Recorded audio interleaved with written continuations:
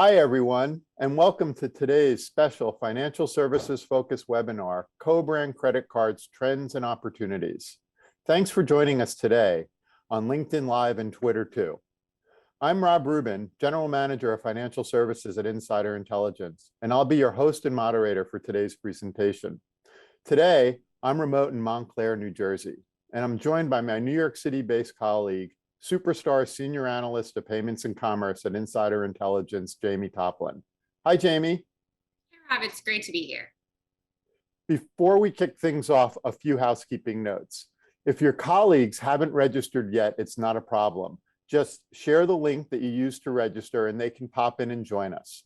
And of course, before we dive in, please keep in mind that you do not need to take notes. You're going to receive a link to view the slides and a full recording of today's presentation and panel. We also want you to participate. Just use the window on the lower right-hand side of your screen to submit questions at any time. A few of you have already asked questions, which I've noted, and I'm going to try to ask them to Jaime as we proceed. But we're going to leave time at the end to cover other questions too, so please keep coming and don't be shy. Well, let's get started. If there's one thing we've learned over the last year and a half is that things can change quickly and develop quickly. We've built our team and resources to focus on what's happening today and how it will impact tomorrow. Our service keeps you up to date on what just happened within the perspective of how it's going to impact your long-term planning and investments. Our research provides clients with an understanding of today's landscape, impactful events, and identifying key trends in the year to come. There are a number of aggregators in the market and sources of information are infinite.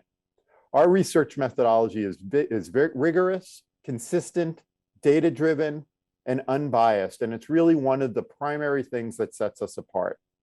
We leverage over 3,000 sources to support our research and analysis and forecasting, including sources like Kantar, IDC, Forrester, CB Insights, and Media Radar when researching a particular trend or topic.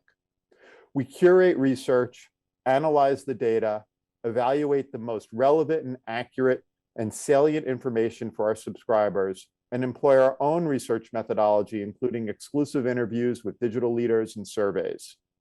We use all of this to build our forecasts, charts, and reports.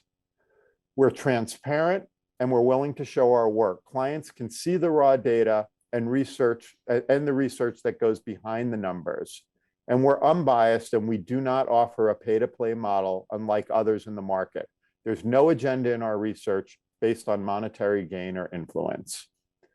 We deliver all this content in the form of trends reports, market forecasts, charts, which are ready to use in your own work product, benchmarks to help you understand where you stand against your competitors, and something I like to call a morning smart pill in the form of a daily briefing.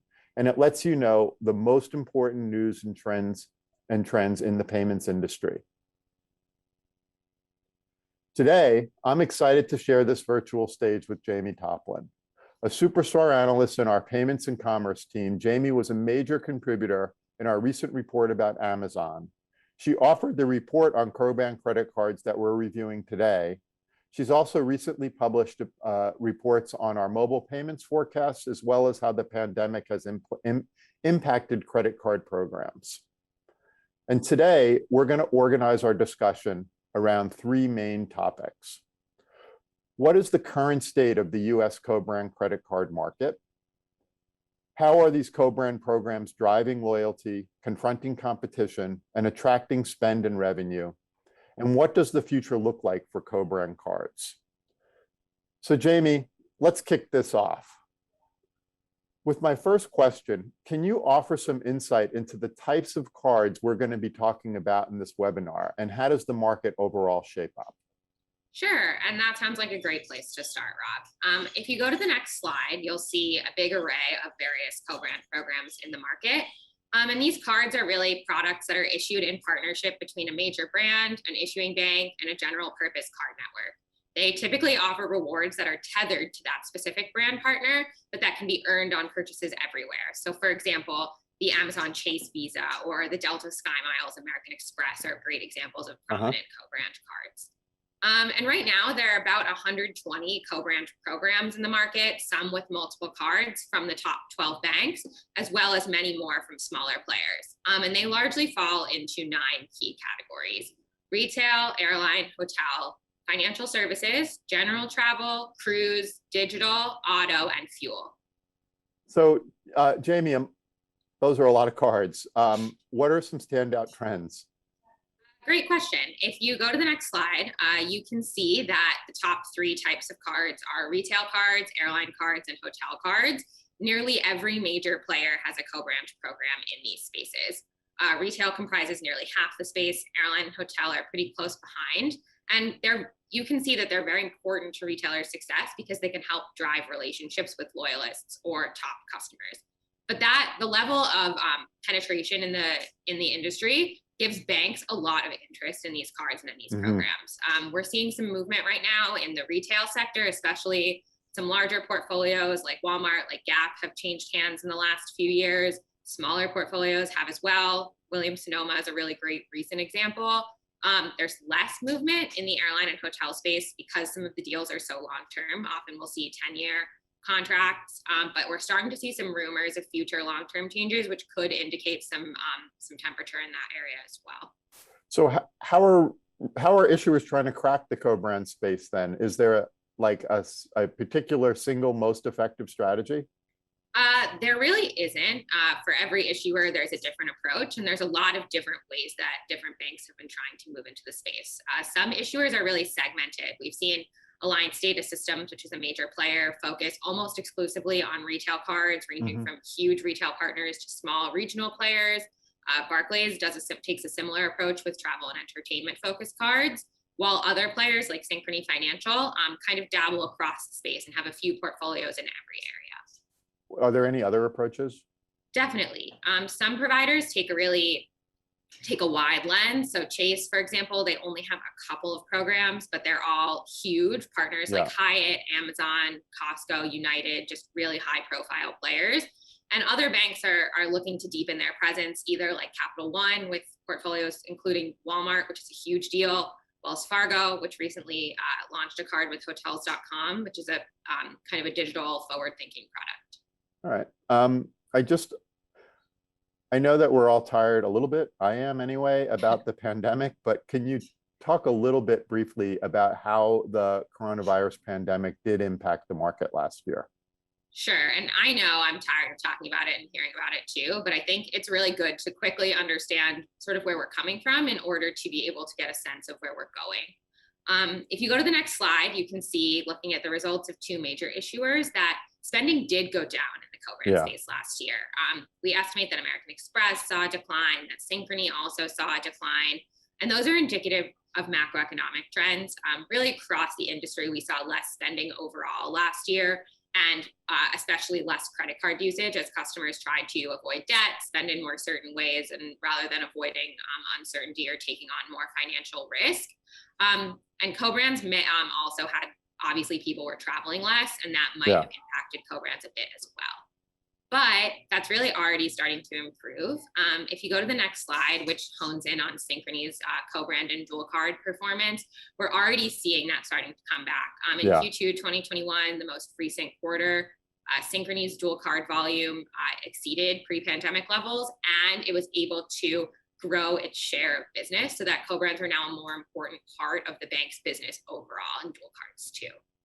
So, I could see, like, compared to American Express, Synchrony's decline was much less, and then you're showing this slide. So I'm wondering, what helped Synchrony achieve the success?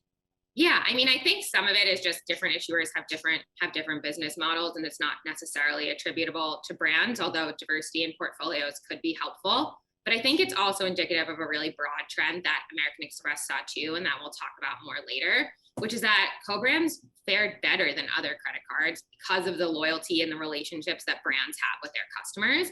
And that was compounded by providers taking steps to adapt their offerings to consumer spending changes and consumer habit shifts. So how will the lessons from the pandemic help these programs continue to develop their products? Now is really a great chance to sort of use the current moment as a springboard. Businesses can enhance their co-brand programs and issuers by looking to pandemic-driven behavioral change, taking that as an opportunity to adapt just to better meet customers' needs, and really embracing the new normal and diving into that rather than trying to return to the old one. So in what ways are they going to do it? If you go to the next slide, we kind of show that graphically. They're going to look to drive loyalty. They leveraged customers' relationships with brands during the pandemic. They introduced new initiatives. Now they're really meeting them where they are, adapting to current retail trends, current spending trends, and consumer preferences.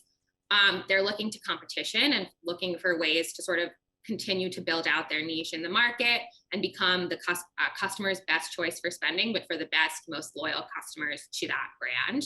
And then combined, these can really help generate volume, can drive revenue. And sort of last year, they were focused on staying afloat, on performing as best as they could. Now we're entering growth territory.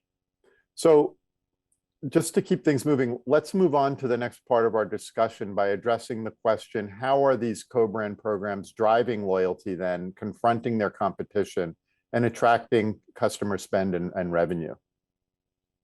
It's a great question. I think a really good place to start is on loyalty. Right. So if you can go to the next slide, we can see a table that shows that loyalty programs are really, really popular. The average customer has over 5 in their wallets. 3/4 of co-brand and loyalty members feel that these programs are core to their brand relationships, according to a Bond report. And that's because, like I said, they generate loyalty by rewarding customers for their spend everywhere, not just with a given brand. That's really well suited for the current moment because during the pandemic or now, if you weren't flying or weren't flying as much, you could still earn airline miles at the grocery store. Or maybe you could use your essential spending to help you save at your favorite retailer, or your e-commerce spending to generate hotel points for the future when you were looking past the pandemic or planning another trip. So it brings me to a question that we got from David. He asked about cashback versus points. Do we have any data on that? The short answer is that we don't. A lot of programs look different. They're tethered to existing multi-tender loyalty programs, which allow customers to earn rewards to brand no matter how they spend.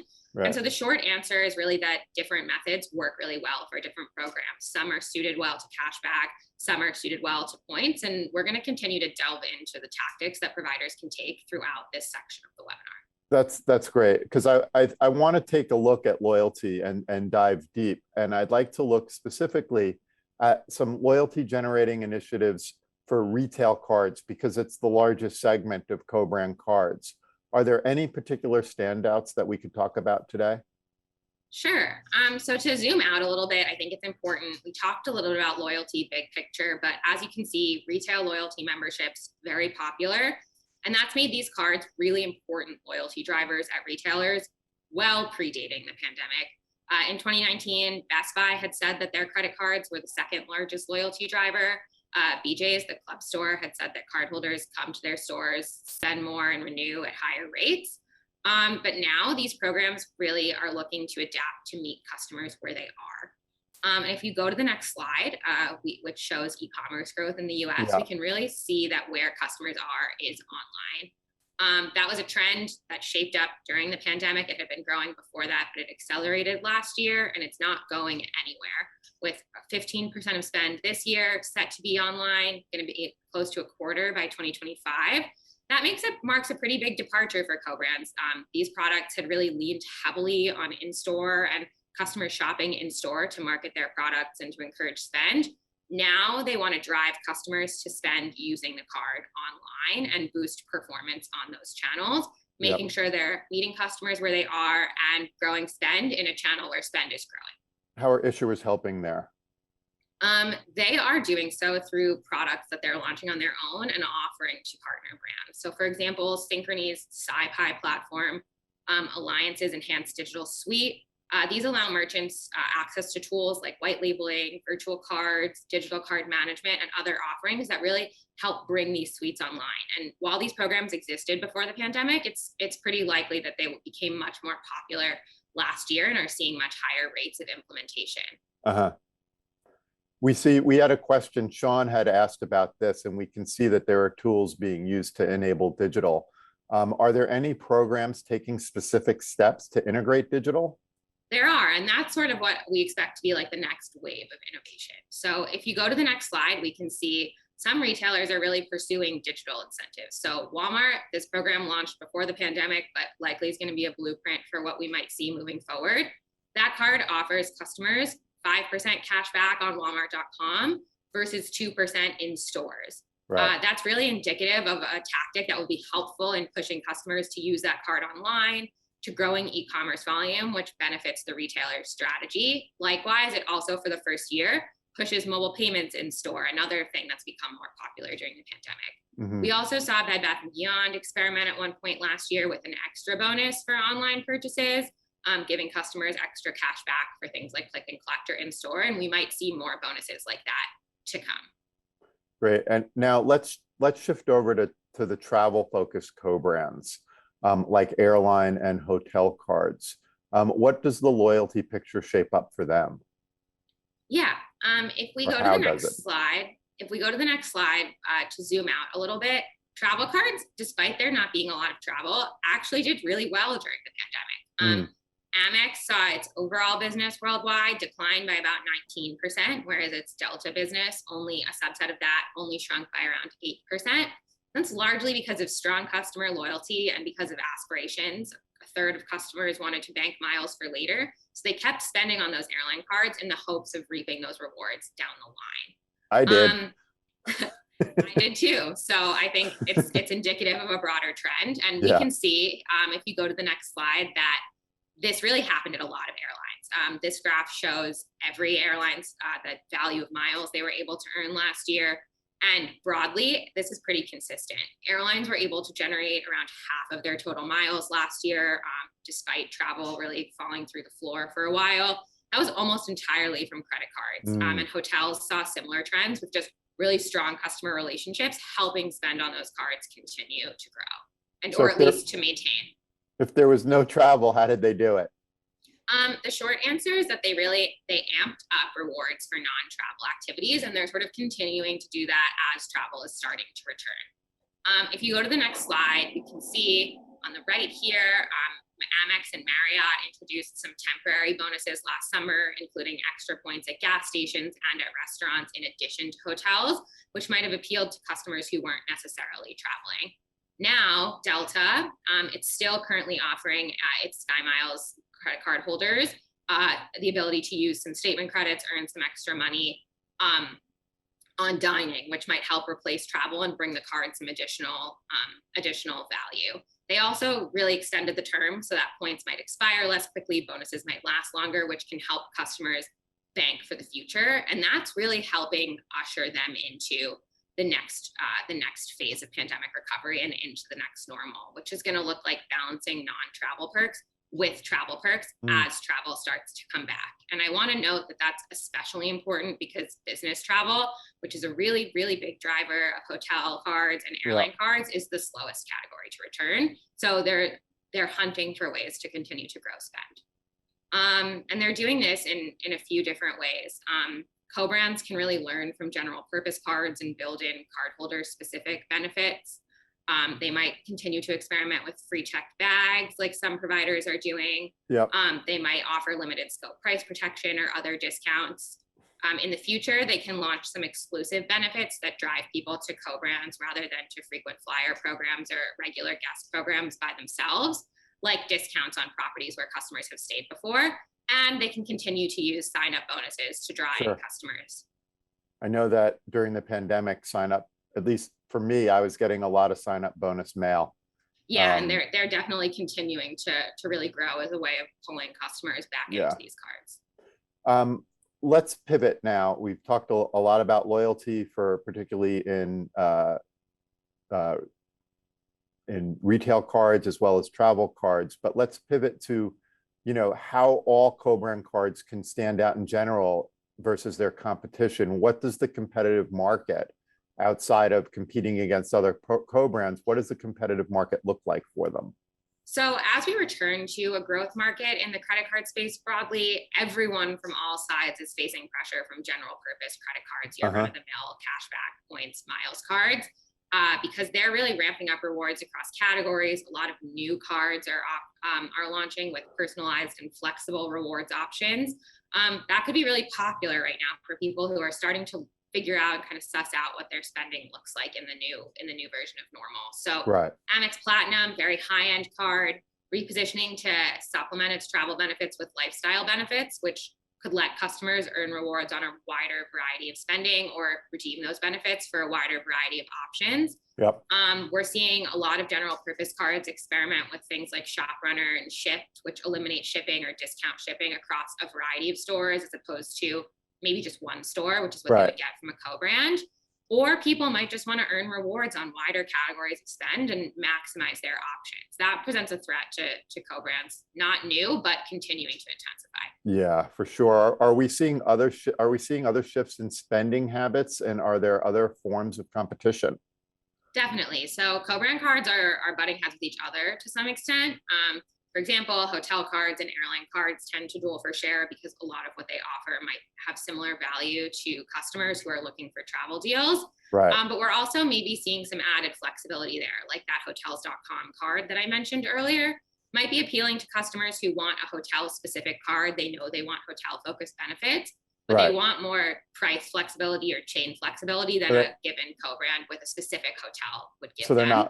So they're not tied into Marriott, for example. Exactly. Yep. And it also, we could see buy now, pay later, which is obviously a huge kind of elephant in the room that we haven't talked about yet. Yeah. Pull some cardholders from credit entirely. And that's not really going to impact current cardholders, but it could start to touch signups. Right. So many, like close to 9 in 10 customers are worried about the cost of travel and want to save.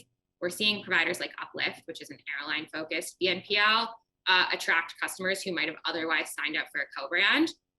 They might get those users, get that sign up bonus and help them finance a trip when they would have otherwise turned to a co-brand for that.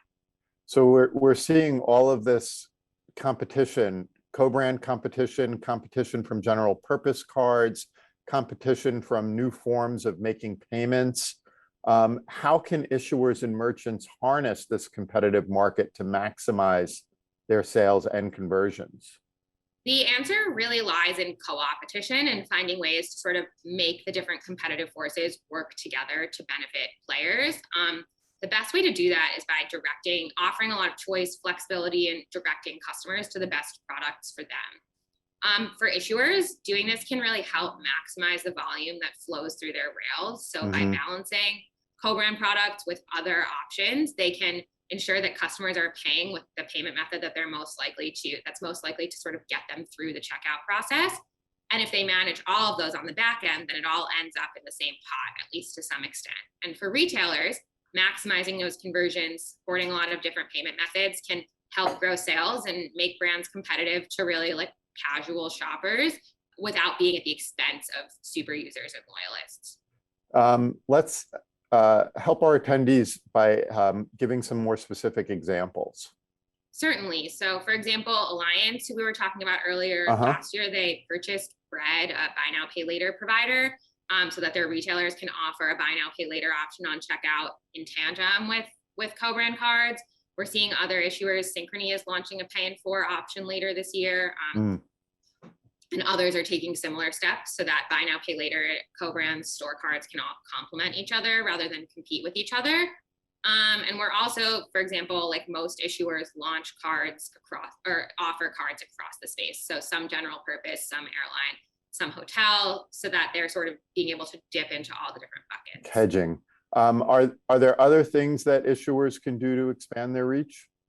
Something that I really expect we're going to see a lot more of is co-brand providers starting to create wide portfolios with a lot of options, multiple cards, multiple tiers. A really good example of this, if you can head back to our deck and we can look at the next slide, is the United and Chase program. By no means the only provider that does this, but they offer 4 cards with annual fees ranging from $0 to $525 a year. And 2 of those 4 cards have launched or relaunched in the past year and a half alone. These prices offer obviously benefits scale up in tandem with the annual fee and with other criteria. And that can help issuers really capture and brands a wider net of customers as business travel maybe lags a little. maybe could appeal to cost-conscious families, semi-frequent travelers, in addition to really those high frequency who want to pay top dollar for top benefits. Yep. And these have long-term benefits too, because as the economy changes, as the credit market changes, you can really use them to adapt your marketing by pushing different cards based on what customer What's demands in happening. the credit environment. Exactly. Yeah. Retailers are sort of dabbling in this too. Best Buy, Bloomingdale's, Disney all have different tiers of cards with different levels of benefits. In the retail space, they're not usually annual fee based. They're usually based on how frequently you spend or how much you spend with a brand, which can encourage people to use their cards more. Fantastic. Let's just move on to the third question about what the future looks like. And I'll ask you to look into the future. Are there any like commonalities that are defining innovation in the co-brand space? So this probably won't surprise anyone, but the answer is really digital. Time on phones this year is set to grow on average to almost 4.5 hours per person, after even a larger bump last year. And if you look at the next chart, this really applies to every area of customers' lives. We see P2P payments going up on phones. We see proximity payments. We see retail m-commerce. This really represents a large behavioral shift, a sea change in the way that customers interact with everything they do. And it creates an opportunity for co-brands where digitization can continue to shift what cards look like. You know, Lainey asked us a question about digital and mobile trends. So what can a digital co-brand card look like? So these cards are really new, but we can start by taking a lesson by looking at cards launched in partnerships with digital platforms like the Venmo card or the Apple card.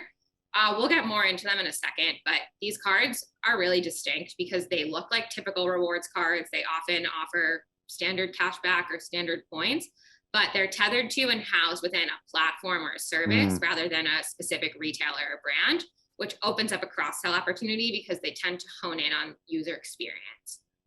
So for example, looking at the next slide, the Venmo card, really interesting value prop. Cashback is tiered by top categories. So your top cashback categories are based on where you spend the most as a customer. Okay. But it's housed within the Venmo platform, and it makes it really easy for customers to do Venmo specific activities with their rewards or with their purchases. They can automatically split credit card purchases in Venmo. They can kind of redeem as cryptos and leverage those partnerships. And that makes it really appealing to super users.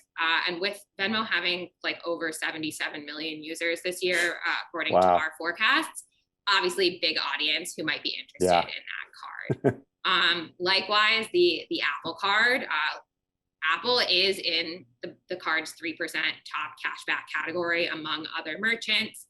And it does offer some installments and special deals on Apple products, but it's housed in the Apple Wallet app. It's really managed almost entirely on an iPhone or another Apple device. And the biggest value proposition of the card is to enhance Apple Pay usage because rewards are higher if you pay with Apple Pay than they are if you pay with your physical like titanium card. And they're doing well. The cards are very new, but Apple Card is growing fast. Venmo's debit card is a top monetization driver for the brand, which could bode well for the credit card. Shows that this is probably a direction that people want to start heading in. So, you know, I think about the popularity of these cards, and it makes me wonder, is it the features that they're offering within the card, or is it the brand that's offering the card? Those are both sort of popular brands with certain segments. And is it actually a mix of both then? So we actually have some data on that. If you can go to the next slide, we can see that what people really care about for a credit card is what a card can offer them. They want low interest, they want good rewards, they want affordable fees. These cards that we were just talking about, they offer cool features tied to a platform that customers like at an affordable cost, which creates a really strong card experience for the end user, regardless of who they are, if they have a relationship with that platform. But there's also an option to sort of appeal to new audiences and to use these cards in that way. Younger digital first generations like Gen Z, not all of these users have credit cards. As many as half of Gen Zers actually don't. And their spending power is on the rise. So looking for ways to reach these customers on their phones is a great opportunity. Likewise, there's probably a small subset of users who don't trust traditional banks to provide them with credit cards, but they want credit. They might turn to these cards too because they're tethered to providers that they know that they love. And as you can see, issuers are not as important as other features. So Right. emphasizing experience is really what matters, even if that's a little bit different than what's gone on in the past. So what can existing providers learn from it? Learn from them are, how are issuers and merchants potentially already embracing this push to digital? So the omnichannel shopping benefits, cardholder specific benefits, all of that we had talked about earlier is a really, really great first step and a really strong opportunity that a lot of brands are already starting to take advantage of. But there's fully digital opportunities too, looking at platform-based features, robust user experience, and using those to attract customers in combination with strong rewards and unique features. We're already really starting to see retail cards learn from this. We talked about SciPi and Alliance's EDS earlier. Those are really great options, but there are other sort of unique cards that are starting to come onto the market. If you look at the next slide, the Verizon Visa, which benefits Verizon Wireless customers, lives in the Verizon app, where a lot of customers might already be managing their cable or their mobile plan or anything else that they're doing with their wireless provider.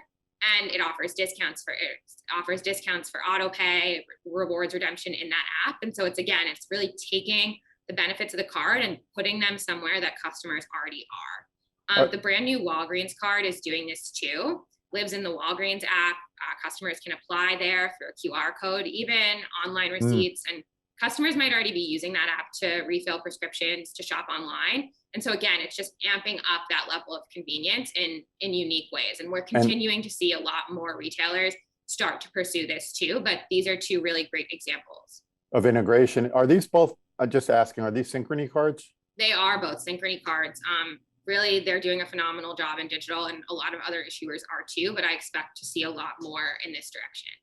So just sort of trying to zoom out for a minute, what might next generation co-brand cards look like then?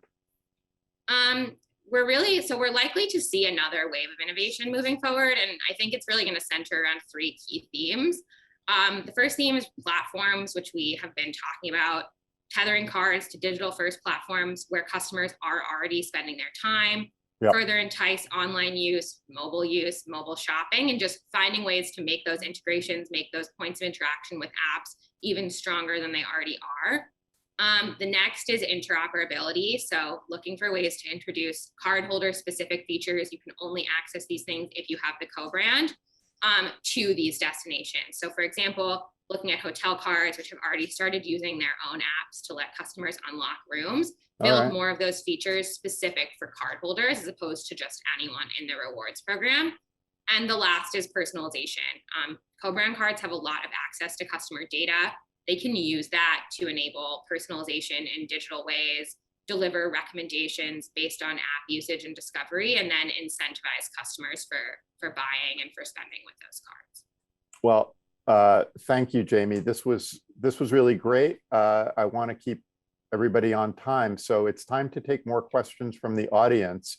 And we received a few from you ahead of the broadcast, but we haven't gotten to them yet. So let's start there.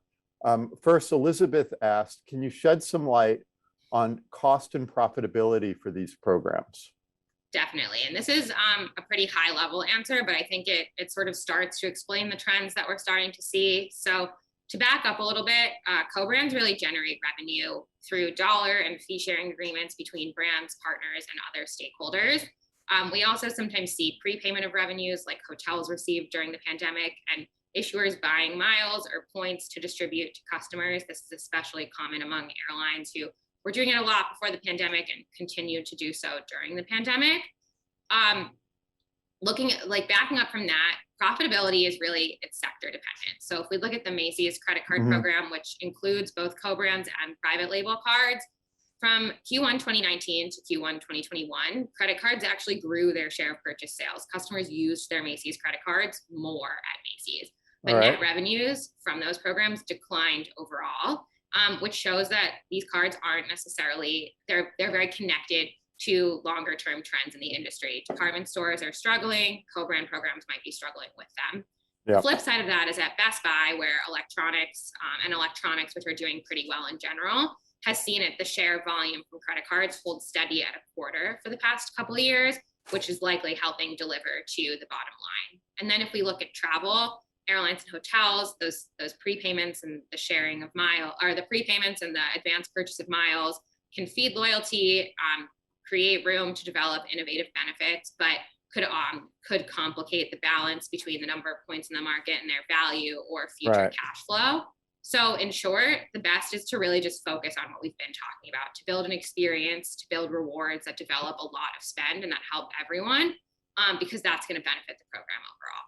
That puts us to a good place to ask Paul's question. What would the value in investing in personalization from data that cardholders offer up?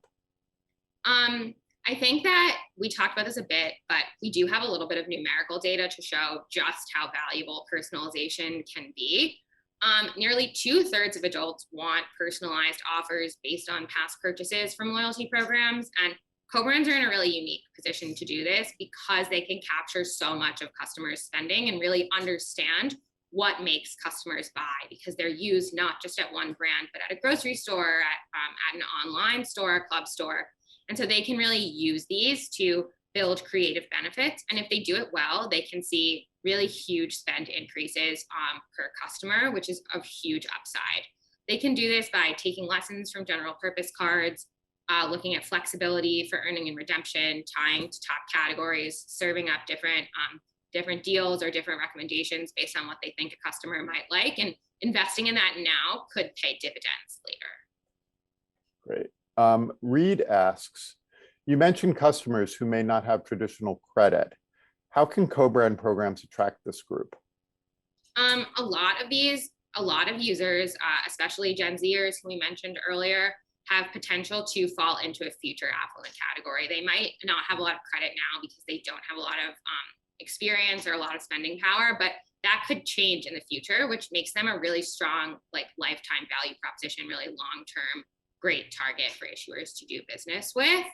And we're starting to see a lot of mainstream issuers really amp up their offerings for this group, and co-brands can and should too. Likely already starting to, but there's opportunity, whether that's starting maybe loyal customers with a private label card and then upgrading them. But there's other features they could also do, whether that's looking at alternative credit assessment. Fintechs are doing this. We might see major issuers start to do this too as a way of grabbing new users.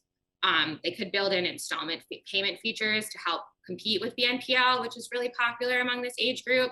Right. And these types of offerings can also really complement strong user experience and build really robust customer relationships.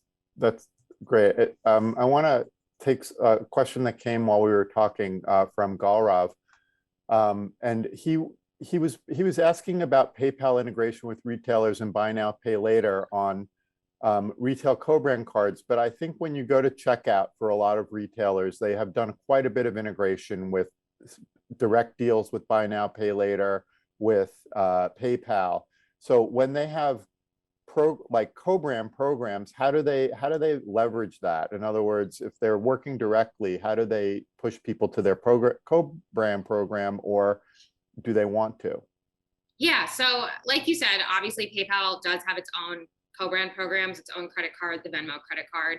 But I think it really goes back to what we were talking about earlier with payment choice and focusing in on that co-opetition. So making sure that by offering the widest array possible of payment methods, everyone can ensure that they maximize their conversions, and that in turn really boosts sales for everyone across the board. PayPal is often sometimes funded by credit cards too. So there's some back-end benefit if a customer pays with PayPal. That could be funded with a co-brand or with another card. So it's really, again, just about maximizing that integration and making things as tight as possible. Great. We have just time for one more question from Asmir. He was asking really about co-brand debit cards. Is that a thing? I know that you mentioned earlier that the Venmo debit card offers the same sort of programs, but is that such a thing as sort of co-brand debit cards? There are definitely some co-branded debit cards on the market. They're not quite as popular as co-branded credit cards, but again, I think it really goes back to that same theme of how can we make sure that we attract the widest net of customers? How can we offer the best, the strongest, the most compelling array of features that reaches the largest group? So right. Debit cards They oftentimes, they're harder to develop rewards programs for, which might be one of the reasons we don't see them. On the flip side, they might also appeal to different customers. So this could be a tactic for grabbing other users in the future. But again, it's really just about making sure that you're maximizing the options so that the best customers are using the best products to pay. Great. So unfortunately, that's all the time we have for. Jaime, thank you so much for sharing your insights with us today. It was amazing. And I also want to make sure that to thank our production crew behind the scenes. They deserve a huge thank you for making this webinar possible. We hope that all of our attendees found the presentation useful and valuable, and that you learned something that's going to help your business. Please remember to keep an eye out on your email for a link to today's presentation so you can reference back to the data and insights shared today. If we don't get it to you today, we'll probably get it to you tomorrow. And I want to just thank everybody for joining us today, and I want you to enjoy the rest of your workday.